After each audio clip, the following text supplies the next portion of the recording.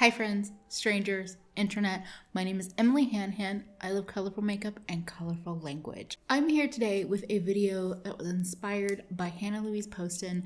This is one part shopping my stash, one part shopping Sephora. So Hannah Louise Poston recently did a video about this, basically filling your cart on Sephora with any of the makeup that kind of calls out to you, and then going through your own collection and doing your makeup kind of based on what's in your cart. And I decided that I would incorporate the Sephora part of it, but also include a couple of other things that maybe aren't on Sephora that I have my eyes on. And I did this look. So what I'm going to do is, as I am talking about different products, I'm going to show you this look coming together. And I don't know, we're just trying something new, something different. I like this idea. I thought it was something that would help me talk about things that are on my radar and on my wish list, but also, you know, continue to play with the makeup that I currently own. If you're new here and you like colorful makeup, you like bitches with lots of opinions, or you just like cute fat babes, I would love for you to subscribe, perhaps check out my Patreon or YouTube membership, and other ways to support me are in the description box as well. So the first release that kind of inspired this whole video is a new eyeshadow palette from Natasha Denona. This is the Mini Crush 5-pan eyeshadow palette. Seemed like it was inspired by the Love and Mini Love palette. It's like the holiday gift set, so you get a brush, a pink brush. I could still find myself tempted by that palette. Those are usually $25, and I think it's not a bad price point. But for me, like, I know what's drawing me in is that it's true, like, saturated color from Natasha Denona, or it seemed like it in the first pictures. And one of the pink shimmers looked more textural as well. While I'm not saying it's not gonna come home with me at some point, I also realized that my single shadows really cover those bases well. So also inspired by Hannah Louise Poston, I decided to build out a little palette. I did a 6-pan palette, although I could have probably dropped it down to 5 pans pretty easily. And, you know, I love shimmers, I love sparkle, I love texture. So the other great thing about making my own version of it is that I could really play in those shimmers and not feel as boxed in by a lot of mainstream releases. But after seeing the palette and also seeing, HLP's video recreating the palette, I had both bright pink and a little bit of rosiness in mind. So I pulled in Cascade for a deeper red matte, not red, kind of like berry matte from Lethal, along with Caps Lock, which is just a really great, like, bright pink. But the nice thing about these Lethal mattes is that they can sheer out and blend out. So, like, would this little palette be great with like a bubblegum light pink matte as well? Totally. But I kind of like that I skipped that. And then I pulled in Taffy Balm from Davina, one of the sugar drops. This is just a beautiful, super textured, almost like flaky iridescent pink, and it has a little bit of warmth in it, but also like a little bit of blue. I love having that iridescent inner corner or all over the eye or brow bone. I will even use this as a face highlighter on my bold days. And then the two kind of mid-tone pink shimmers are from JD Glow. We have AKA and Sprung. AKA is like Barbie pink with a little bit of a gold warmth in there, and then Sprung is a little bit deeper and has a little bit of that blue sparkle. And because I like shimmers, I can use that to deepen up an eye look like I did today. I used Cascade and Sprung, but yeah. And then I have a shimmer that is no longer in production That's a very blue-based pink sparkle. You could totally skip it in this palette, but I'm pretty happy with it. I also pretty much instantly knew once I pulled this palette together that like I could continue to make other more dimensional pink palettes in my collection beyond what this Natasha Denona palette could bring in. So it was a fun exercise, but like I'm curious to know if the Natasha Denona palette really makes more than one or maybe two looks with it, which is kind of what I'm feeling about my little palette. Now, another thing that's in my cart is the Cosus Brow Gel. This is one part, I love a good brow gel. I'm always on the hunt for a fibrous brow gel with color. Cosus brow products also just have a lovely packaging that like hits all the nostalgic spots. It hits the nostalgic buttons for me. Today I was using my e.l.f. Wow Brow Gel paired with my Milani Weekend Brow Tint. I don't think the e.l.f. Brow Gel is for me. It's just not quite pigmented enough for me. But I also, like, I know what brow gel is for me, and I still don't think it's the Cosus one. I think it's my CoverGirl brow gel.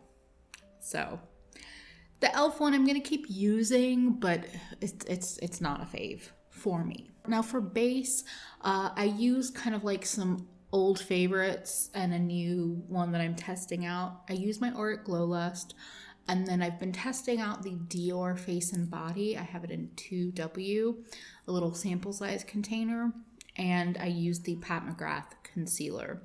The Auric and the Pat McGrath are like, I know Auric is newer in my collection, but like both of those products are they just work for me.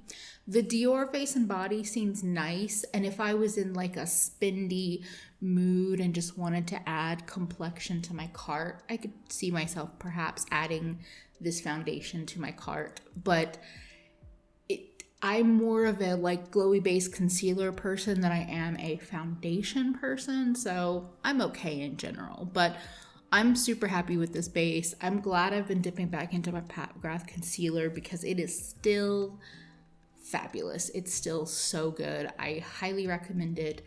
I find a little goes a long way, but you can also like put it on and make it look kind of like full or medium coverage, whatever.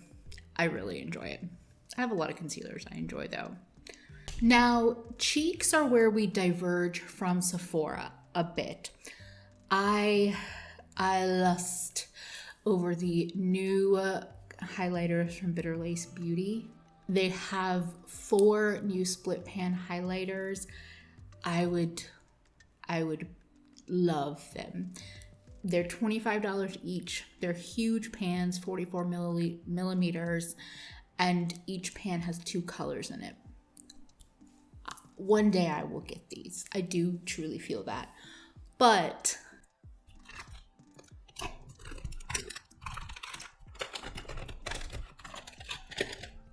I have so many beautiful highlighters from Kaleidos. Kaleidos sent me their repackaged collection when they released the first multi-chrome highlighter that they came out with. So not every color in this collection is super sparkly. Some of them are more metallic and others are more glittery. Today I played with Star Surfer and Diamond Dasher. I have Star Surfer on my cheekbones and Diamond Dasher like down the center of my face. These are both still favorites of mine. I love an icy pink highlighter, and I really enjoy Diamond Dasher because it does this like pink to peach thing. So I'm very happy to continue to play with these.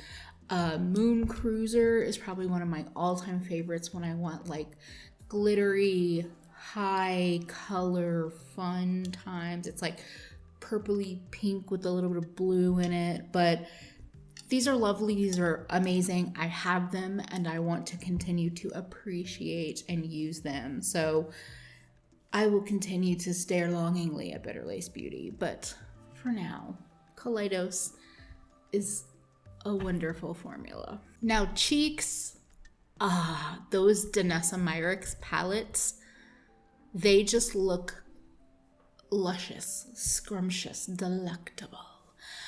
Both the bright colored one and the more neutral. I think the brighter tone one is completely out of stock on Sephora. But the interesting thing is that the more neutral one, when it was first revealed, did kind of remind me of my beloved e.l.f. Active Workout Ready Lip and Cheek.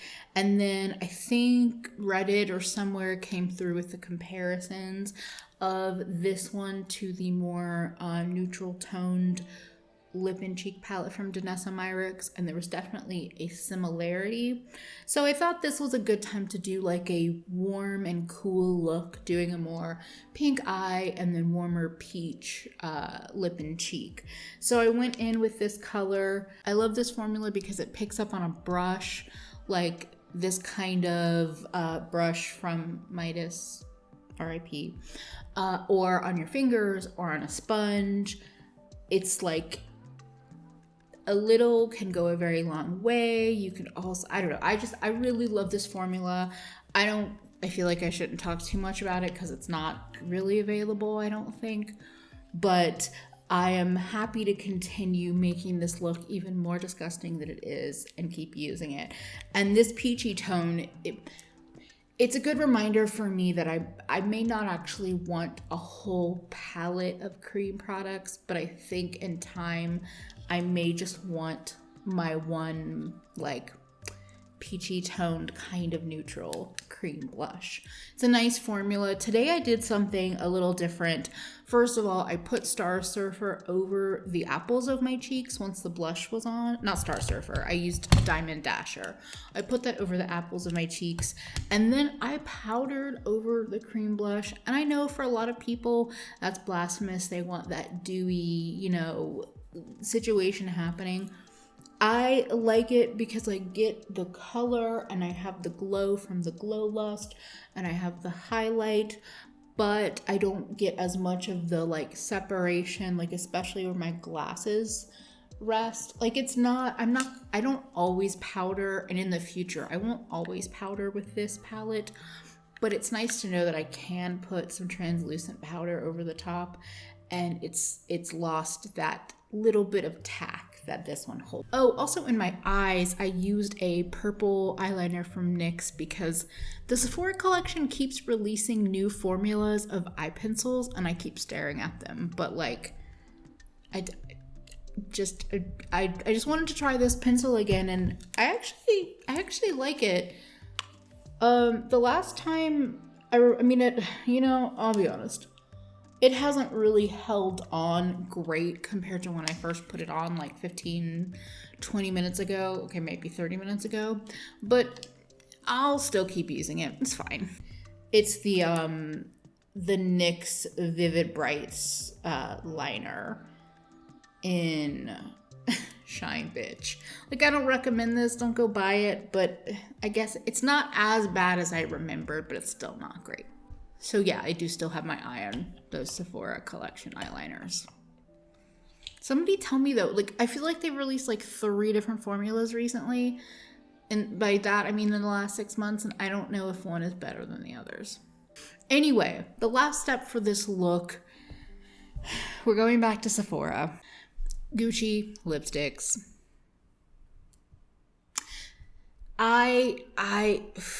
One day, I have this feeling that like when I finally buy a Gucci lipstick, it's not going to be 1, it's going to be like 3 or 4.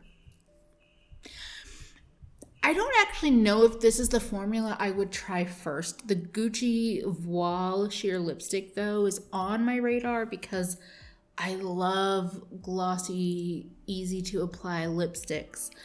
But I like them to be a little bit creamier and I guess more like a thicker texture. And I don't know if these do that. I have May Coral and the Painted Veil both on my radar because like a rosy neutral and also like a corally peach that's not super, super bright are like two of my go-tos.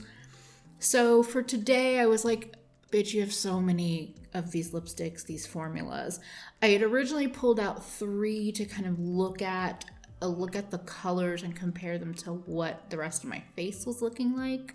And I kind of was having a Goldilocks moment. And yes, I said Goldilocks this time and not Rapunzel. See a old video where I made the mistake. Anyway, but I have this Tom Ford, I got it from Influencer. I did not buy this.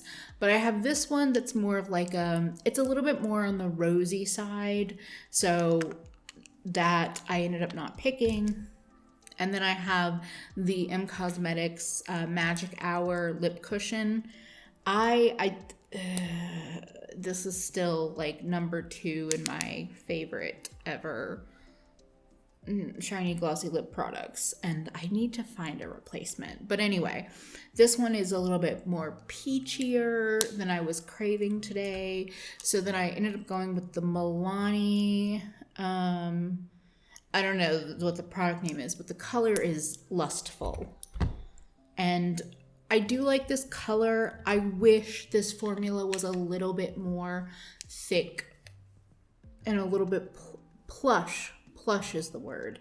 It's just a little bit thin. I mean, it's a drugstore affordable formula, but it's just a little bit thinner. So I find that it wears away quicker, and it, in the long run, can make my lips feel drier because I don't feel like it has like moisturizing properties.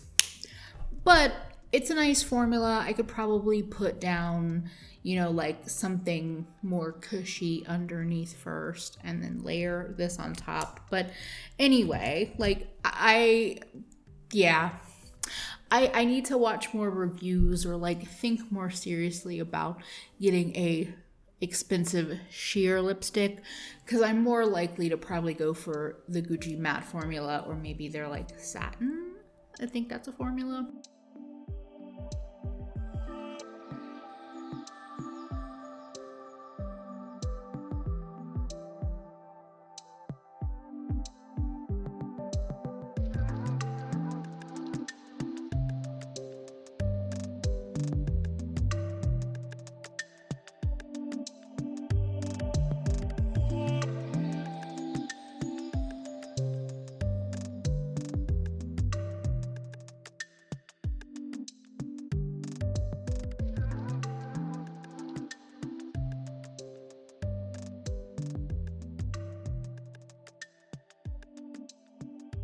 And so, like, if I had sat here and bought everything that I talked about today, if I bought all of the Bitter Lace Beauty highlighters because I can't decide, if I bought 2 Gucci lipsticks or 2 face palettes, let's say either way, the eyeshadow palette from Natasha Denona, a new eye pencil, a new brow gel, it would have been like $275 worth of makeup.